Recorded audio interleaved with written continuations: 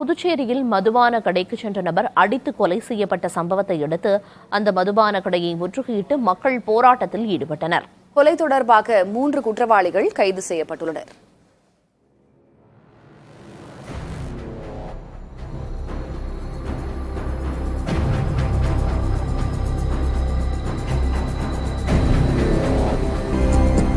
கடலூர் மாவட்டம் வெள்ளப்பாக்கம் கிராமத்தைச் சேர்ந்த முத்து கடந்த 8ஆம் தேதி புதுச்சேரி மாநிலம் குருவிநத்தத்தில் தனியார் மதுக்கடைக்கு வந்துள்ளார்.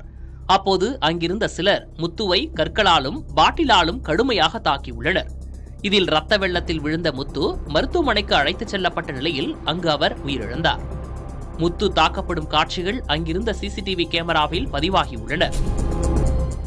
இந்நிலையில் முத்து உயிரிழப்புக்கு காரணமான குற்றவாளிகளை கைது செய்ய வலியுறுத்தி மதுக்கடையை வெள்ளப்பாக்கம் கிராம மக்கள் முற்றுகையிட்டனர்.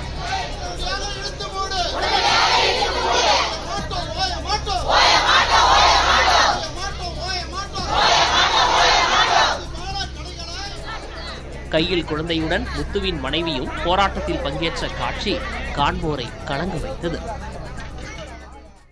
சாராய்கள் ஈட்டு போட்டு அடிச்சாங்கன்னு தெரியும், எனக்கு வேற எதுவும் தெரியாது. எங்களுக்கு தெரிஞ்சவங்க வந்து சொன்னாங்க.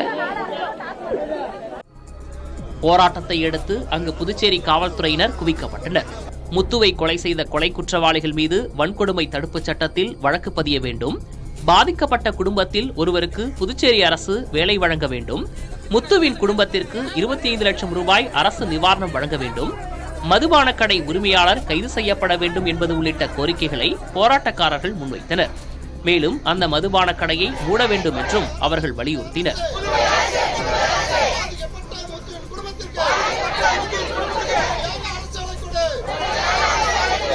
இந்த பாரால் தான் ஒரு உயிரே போயிடுது. இன்னைக்கு வந்து அந்த குழந்தைய வச்சு அவங்க இன்னைக்கு அவங்களுக்கு நடந்து நாளைக்கு எங்களுக்கு நடக்கும். அதனால எங்களுக்கு இந்த பாரே தேவை கிடையாது. இது பாண்டிச்சேரி விட்டுன்றாங்க. தமிழ்நாட்டில் தான் எல்லாமே இருக்குது. இங்க இருக்கிறவங்க எல்லாமே தமிழ்நாட்டால தான் குடிக்க வராங்க. இது இல்லைன்னா எங்க குடும்பம் எல்லாமே நல்லா இருக்கும்.